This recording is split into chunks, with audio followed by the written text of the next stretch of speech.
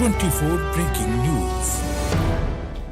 लाहौर में जामिया अशरफिया में वज़ीर आला पंजाब के खिताब के दौरान गो परवेज गो के नारे लग गए हैं। आपको अपडेट कर रहे हैं लाहौर से, जहां पर गो परवेज इलाही गो के नारे लग गए हैं।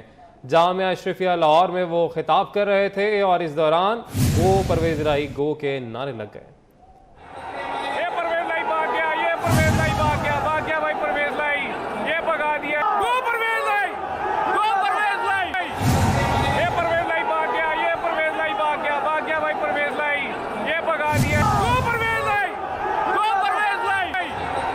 बात करेंगे हमारे नुमाइंदे मेहर अली अकबर हमारे साथ मौजूद हैं। जी मेहर, बताएगा कब का ये वाक़या है?